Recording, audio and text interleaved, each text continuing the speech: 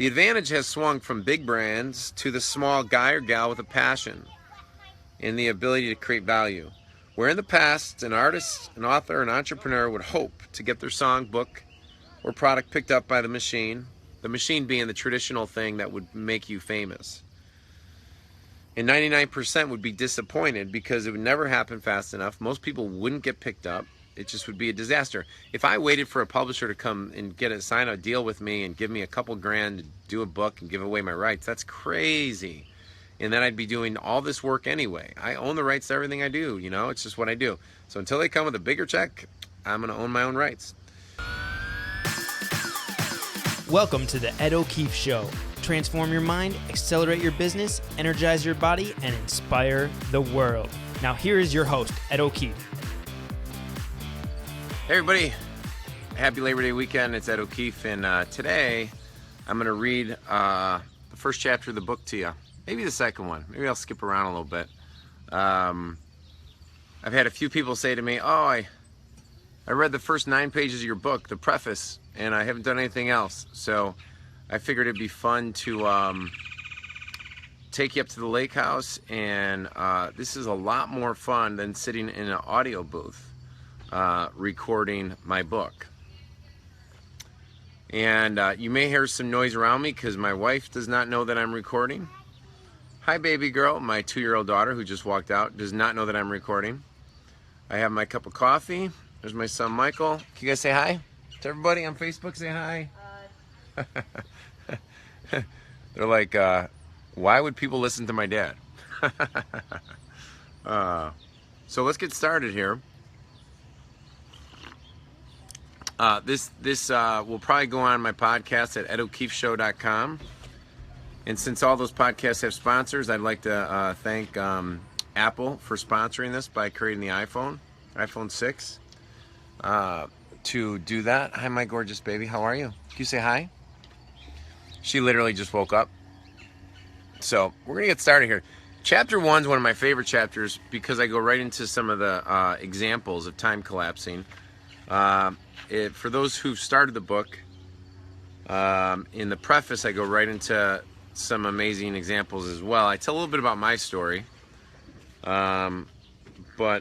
I don't like talking about myself too much, unless of course I've had like 6 glasses of wine, which that doesn't happen much more anyway. So chapter 1, a new face of possibility. How in the world do we do this more often? The young rapper and entrepreneur asked his business partner as he settled into his soft leather seat. It was their first time on a private jet, and right away their mind was spinning for a way to recreate the experience. The problem was, in 1998, there were only 2 ways you could regularly ride in a private jet.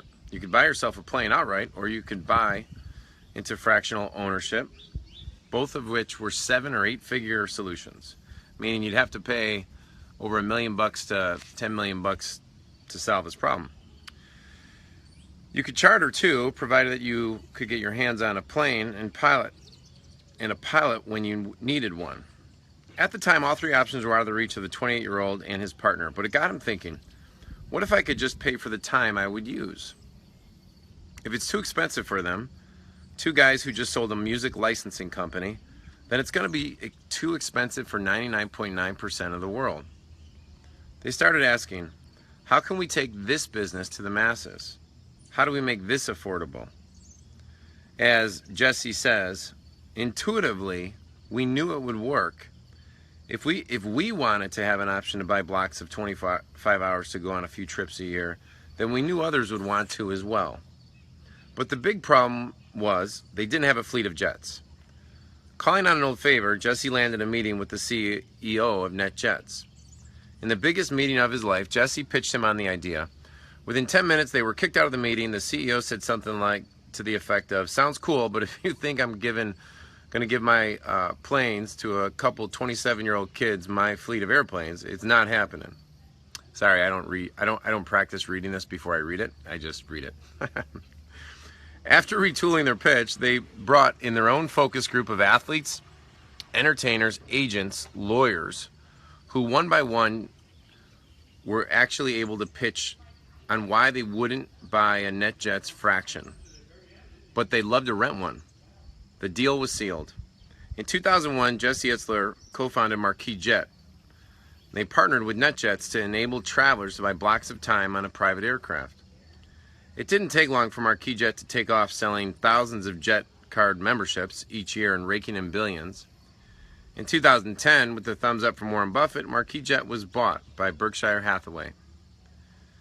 Itzler did what I call leapfrogging, a concept we'll be digging into later in depth in this book, and looked straight to the top of the industry to find his starting point rather than trying to work his way through the ranks. The other thing he did, which I didn't write about in chapter 1, but I do write about it later on in the book, is he scratched his own itch. He found something that he would want, that others he knew would want, and he created it. It's a very fail-safe way. It's the closest thing you could do to fail-proofing a business model. As long as you de-risk your downside, you have nothing to lose, because you'll end up with something really, really cool, right? Around that same time, Itzler's future wife, fun-loving, hard-working Sara Blakely, was selling fax machines door-to-door by day and learning the finer points of hosiery designed by night. She was frustrated by her pantyhose. It sounds kind of weird coming from a man to say that. Hold on a second, guys. There you go. She wanted the slimming effect that came from wearing a sturdy pair of control tops, but didn't appreciate the seams that would show through her finer fabrics or peek out her open-toe shoes. One night, before dressing in a pair of white pants, which I've been informed is quite tricky, Blakely lopped off the feet from a pair of pantyhose and thought she had found exactly what she was looking for until the bottom started rolling up. These footless pantyhose needed to exist, she thought, so she set out about trying to construct it and create it. After hustling for months on everything from design, the pitch, talking to hosiery mills, and learning the ins and outs of patent law, shortly thereafter, Sara, who lived in Atlanta, cold called Neiman Marcus's Dallas headquarters and said, "I'm Sara Blakely, and I invented a product that will change how women wear clothes. If you give me 10 minutes of your time, I will fly there and show you." She got the meeting. While sitting in front of the buyer at Neiman Marcus, she thought her pitch was going okay, but she had a gut feeling that she needed to do more. She turned to the female buyer and said, "Can you follow me to the bathroom?" Awkwardly, the gal from Neiman Marcus said yes and showed Blakely down to the hall to the restroom. Sara changed right in front of her, doing her very own before and after. The buyer instantly got it and said, "Sara, this is brilliant. I'm going to try it in 7 of our stores." Shortly after that, Oprah Winfrey's people called saying that these new footless pantyhose were going to be named the Icons, that's Oprah, favorite product of the year. In a matter of several years, Sara went from having $5,000 in her bank account in her savings to being named by Forbes as one of the richest self-made American women with a net worth of $1.1 billion and one of the 100 most powerful women in the world. Those footless pantyhose were just the beginning of a company called Spanx. Let me go to I'm turning the page. This is me turning the page, guys. These are 2 great examples of time collapsers, and once they married in 2008, Jesse Itzler and Sara Blakely became a time-collapsing super couple. Now, that's pretty weird. I guess I'll trademark that one, and maybe some of you guys can apply to become one too. Now, raising their kids while being owners of the Atlanta Hawks, along with Jesse just finished his hysterical book, Living with a SEAL, documenting 30 days with one of the most badass Navy SEALs, living with them and training with them. If you haven't gotten the book, Living with a SEAL, check it out. It's definitely one of the best books of the year. And I've spent a little time with both of them. They are phenomenal people. That's not in the book. I get to say that because this is my podcast, or whatever this is called, at the lake. The time collapsing pattern is, what idea do you have or itch do you scratch that has not been created or has been created, but you think you can do it better? Break all the rules and then leap to the top. There's a great, if you like Sara Blakely's story, there's a great YouTube video of her where she does her whole, she goes a little more in depth, and thanks, Tony. She goes more in depth into her, hi, Patty Rose. Hi, Glenn. Hi, Mike. Hi, Ann. Hi, Matt. Thanks for joining me this morning for a cup of coffee. Happy Labor Day weekend. She goes way more into it and tells some of the intricacies of it. But both of them broke the rules, and that's what time collapsing is about, right? You break the rules. You don't live a life about the rules. The rules were meant for other people. So time collapsing will work for you too. That's what I said in the book. There's so many tremendous examples of Jeff Bezos, Larry Page, Stripe, Uber, Dollar Shave Club, Airbnb, Warby Parker, and of course billion-dollar launches done by companies like Apple, Tesla. They've created massive disruption and dominated their industries. In cases like Amazon and Uber, they've completely redefined the space. And they are all what I deem as time collapsers. Their successes have left patterns and clues and strategies that those who know how to find them can take them and execute them into their own lives. Now here's the problem that you might have when you watch this or read this or listen to this. You may say it's easy to think those breakthroughs are created by quote-unquote other people. But that's where you're wrong. There are structures of thought these entrepreneurs worked within, operating questions they asked, strategies they strung together, relationships and strategic partnerships they created, pivots they made on their journey, and mentors they sought, and the list goes on and on. There's nothing about these processes that you cannot tap into, implement, model, and replicate to create your own success. What's up, Johnny LaGilia? Happy Labor Day from the lake. Right now, there are hundreds, if not thousands, of examples of people just like you who've gone from 0 to 7 to even 8 figures in less than 6 to 18 months, while also transforming their customers' lives. And there are other success stories that go way beyond the bank account. An experiment turns into 70 million downloads. Tim Ferriss started his podcast as a side hobby to give himself a break from writing and promoting his 2 bestsellers, The 4-Hour Workweek, The 4-Hour Body, and then his third one, The 4-Hour Chef. And I know Tim has another one coming out. What's up, Ron? The Tim Ferriss podcast now has had over 70 million downloads and is now the driver behind what is known as the Tim Ferriss effect. Authors, celebrities, and thought leaders are now waiting in line to have the chance to get interviewed by Tim. Love you, Rome. Thanks, bro. Now, I only have one chapter on this part. I talk about Tim later in the book because Tim is one of my virtual mentors. Even though I know Tim and I've bought books of his and I'm a big promoter of him, his podcast platform is probably one of the most influential podcast platforms for creating the book Time Collapsing because Eddie, where are you going? Watch this. Where's my son going? Where are you going, dude? Eddie, come sit with Daddy. Because I don't have James Schramko, my man. James, we gotta get you on the show, man. James is a certifiable time collapser. I'm gonna send him a certificate for all his surfing days. What's your business, James? Superfastbusiness.com.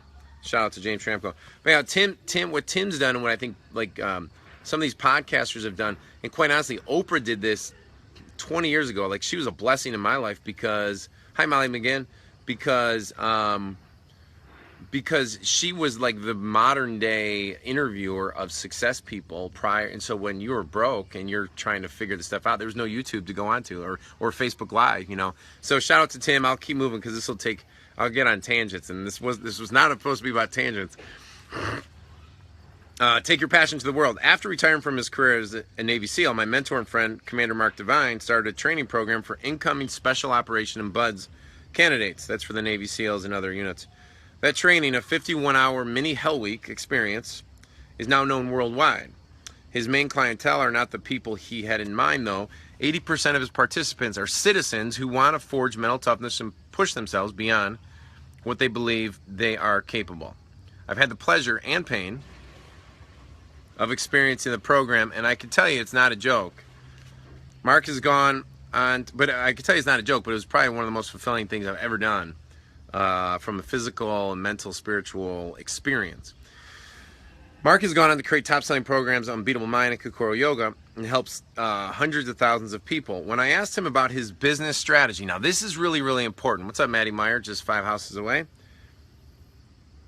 When I asked Mark like what his business strategy is, because I said like, look, dude, your Kokoro Yoga is potentially your biggest thing. I didn't call him dude, by the way. potentially your biggest thing you've ever created, yet there's no market research. Like if we did the typical market research that us internet marketers do, that would have given him the indication that that's what he's supposed to do. Instead, he created his first program, his second program, and then he created Kokoro Yoga because he felt like it, because he wanted it. And his one non-negotiable, Mark Devine's, every day he has to do a minimum of 7 days of Kokoro Yoga. That is his system. Like one of parts of it. He has a few. He's very regimented, pretty amazing man. But this is what he said to me. He said, "I've left thinking about how businesses are built, and I'm creating things I'm passionate about, then backfilling the business." Pretty cool stuff, right? Stumble across your next big breakthrough by listening. Vinnie Fisher has created an entire business providing back office support for fast growing small businesses called Fully Accountable. Hi, Kat. Kathleen, go ahead. You can post your, what's your blog, Cat Attack? What's up, Brad Lashinsky? Man, I'm getting hammered by all my friends. This is great. Rick, what's up, dude? So Fully Accountable. They send daily, weekly, monthly financial reports so you don't have to do it yourself. Sounds boring, doesn't it? Well, guess what? That's why he created it, right? Business owners kept telling him that their least favorite part of the job was managing all the reports. So he solved this problem for them. This one business is growing by leaps and bounds. So what he did is he's like, well, all my friends have this problem in their businesses. We do this business so very, very well. What if we create a service? I was his second client, by the way, and it's just taken off. Achieved triple-digit growth 3 years in a row. My good friends Roland Frazier, Perry Belcher, and Ryan Dice have experienced year after year triple-digit growth in their businesses, all in different markets. One of their businesses, Digital Marketer, teaches entrepreneurs and internet marketers basic to advanced strategies for growing their business online. Another one sells products to survivalists. Another one sells makeup brushes to women. Another one sells. They've made credit card knives like popular to where I think Perry posted a picture saying no credit card. Like I was in the airport. You can't bring credit card knives in the airport anymore. Well, who would have thought of that? You know, now it's now it's like something they have to actually put on a do not bring on the list because of it's all due to because Perry Belcher. They just keep following the clues that appear to have a pulse and follow it down another trail. If they can do this, so can you. But time collapsing isn't exclusive to entrepreneurs. So I just want to make one point there. I remember 10 years ago, me and Perry were sitting we had dinner together. I visited him and Ryan down at their headquarters. And I remember we went out for dinner that night, and me and Perry were just sitting there in a restaurant, or a bar. It was like a bar restaurant. And what's up, Maureen Ritter? That's my sister. Perry was like looking at. What's up, Nahal? He was able to see like all these like widgets and things inside the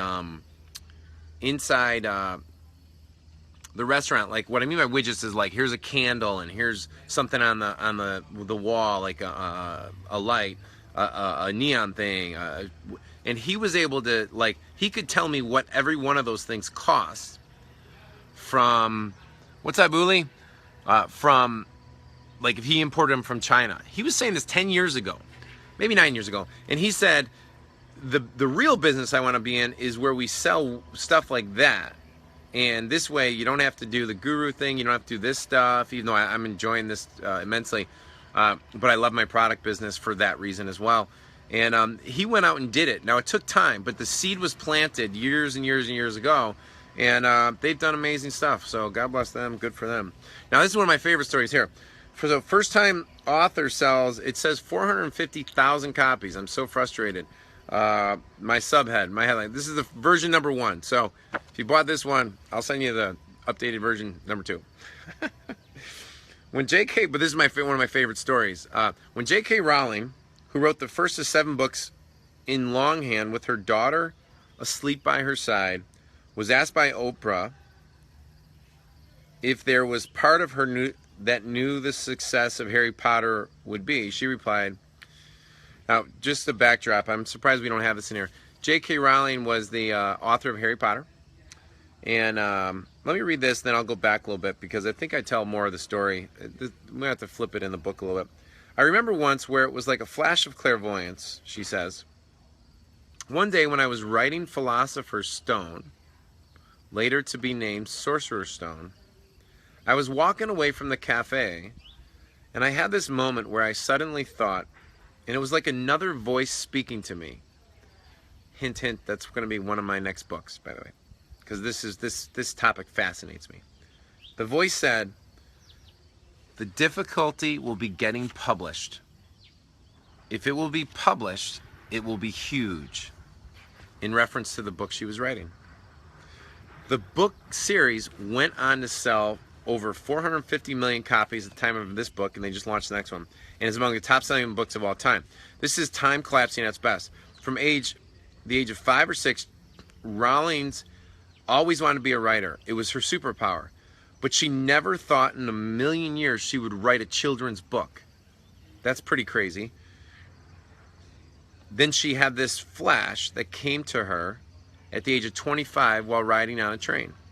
In her own words, quote, what came was, boy who doesn't know he's a wizard goes to wizarding school. Bang, bang, bang, and then that was it. My head was just flooding with what's at this wizardry school. She continues, I don't think I had ever been so excited. I had never thought about writing for children. I had never thought about aiming at that age group, and yet it was the thing I had always been meant to write. That blows me away, by the way. I get excited reading this, right? Rowling combined her superpower with her idea, her hustle, the swelling momentum that came as she got into the flow of her craft. And there's some other stuff here that I don't feel like reading because it takes away from the story. So the excitement of the story.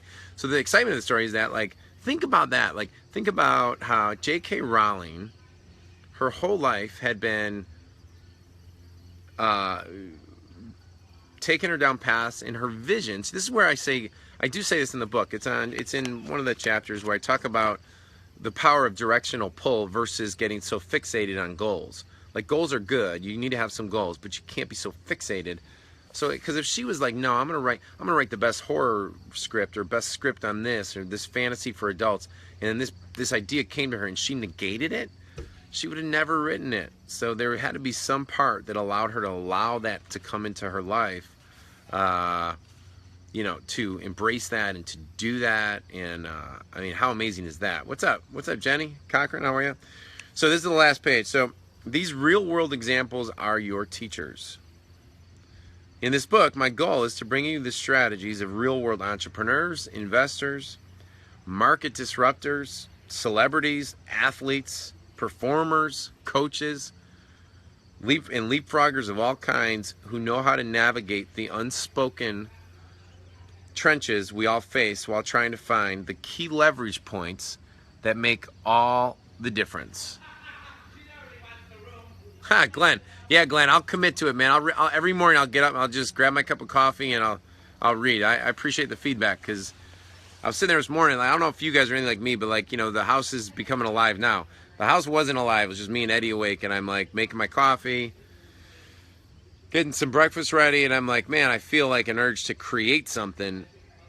Like, I don't know if that's the whole like hunter-gatherer part of our bodies that just wants to go out and do something. What's up, Dave Dolak? Yeah, I agree, Dave. Thanks, brother.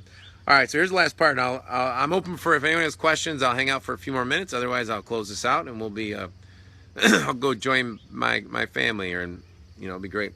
All right, so the opportunity to experience time collapsing. So the rest of the book is, the time has never been better for you to implement these strategies in your life. Social media, technology, globalization, Google, accessibility to sell on platforms such as Amazon, even what's that one? I didn't put it in here, eBay, and there's more showing up all the time. And I think there will be more coming, but Amazon, my God. Anybody watching this can be on Amazon by this afternoon if they want it to be. And the proliferation of new platforms and channels. And what I mean by platforms and channels is how you can communicate and find your audiences, right? So you got Pinterest, you got Instagram, you have Facebook, you have YouTube, you have Snapchat. Boom, it's blowing up, Vine, Just to name a few, because by the time this book's a year old, there's probably going to be more of them, right? And it just completely changes the game. So you now have the capability, unlike ever before, to get your message out. At the same time, the customer has the same ability to find you. The advantage has swung from big brands to the small guy or gal with a passion and the ability to create value. Where in the past, an artist, an author, an entrepreneur would hope to get their song, book, or product picked up by the machine being the traditional thing that would make you famous. And 99% would be disappointed because it would never happen fast enough. Most people wouldn't get picked up. It just would be a disaster. If I waited for a publisher to come and sign a deal with me and give me a couple grand to do a book and give away my rights, that's crazy. And then I'd be doing all this work anyway. I own the rights to everything I do, it's just what I do. So until they come with a bigger check, I'm going to own my own rights. And by the way, that comes from your frame of reference. Let me tell a quick story. So if you go to so this is really powerful about today's day and age, and this is where like you as the creator of whatever your stuff is needs to realize like, hey, it's on me to market, promote, and advertise and hustle and or create virality of my stuff. Oprah has a great, hi, there's my wife. What's up, baby? Hello. Hi. She doesn't know she's on a reality TV show, What? Yep. She's on a reality, she's like, what's going on? I said, my audience is waiting. And my kids are like, who's your audience? I'm like, I don't know, whoever tunes in. But isn't that that's like the funny part of it. But like Oprah, there's a great story later in the book when I talk about how Oprah did not own the rights to her own show when the color purple came to cast her or to have her on the show. What's up, Robbie?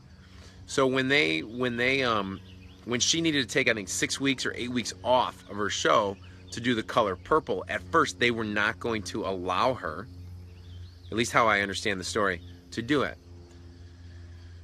Color purple, as she says it, I do tell this story later in the book. There's a great YouTube video called what up, Lloyd Irvin? There's a great YouTube video called Surrender. We just put Surrender by Oprah Winfrey, or yeah. And she tells the whole story about, and I covered it in the book because I think it's one of the most important things. But she says that the color purple coming into her life was the catalyst that helped her go from being, her show from doing well to being cataclysmic, nationwide, and it was a tipping point. And one of the key things that she realized was that I'm never going to let anyone own the rights to anything of me ever again, right? And so that I made an earmark, like check, got that. I love that principle because and when we talk about power, we talk about owning your own racetrack and having control. It doesn't mean like you're not dominant power. It's power is intrinsic power by understanding the racetrack and then understanding your positioning on it. Then the second story that made me think of this was Mike Rowe. I cover him in this too because I'm thinking Tsunami and because he's a guy, all you direct response marketers, I tried to get him to speak at my event. They said no because he's too busy and stuff like that. Maybe someone can pull a string for me and get him in Nashville next month. They politely declined. Mike Rowe, I will have you on my podcast. You will be here one of these days. We'll make your foundation famous through the Ed O'Keefe Show. Even more famous. But one of the things Mike did, if you look at his story, it's later in the book as well, is he's a great example of a guy who just kept chipping away and trying things and did things that he liked, did things that he didn't like. And one of the things I loved about him was he got on QVC as a pitch man. And so anyone who knows QVC, it's a direct response network that sells stuff, and he was he did the midnight shift, which is one of the hardest shifts you could possibly do. And anyone who's ever sold on stage or sold on camera understands that your ability, every word matters because what you do to keep them on. Every 30 seconds you're being measured. There's a guy behind probably a glass door who's looking at sales every 30 seconds, and if you're not doing your job, you're gone. So he did that. I don't know how many years he did that, but he did it for a while. And like Mike, he did it because of a bet. He tells about it. So YouTube, you guys can tell, YouTube and podcasts are my favorite ways to get information, because these guys all tell their stories, and there's like 100 of them. You can binge watch like 10 of his interviews and get everything you need to know about Mike Rowe, if you want to be kind of a stalker. But anyhow, he was at a bar. What's up, Katie Everlane? Happy Brian Miller, my neighbor up at the lake. He's stalking me. I know he was. He's flying his drone over my house again. But anyhow, Mike Rowe,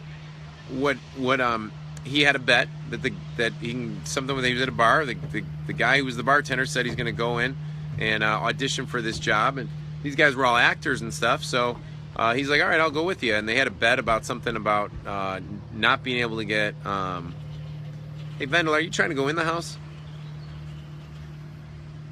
Neighbor's kid doesn't know how to, not this neighbor. There you go, honey, go push the door, there you go. Anyhow, so Mike Rowe gets the job and does the job for many nights. Now, here's why it's very important.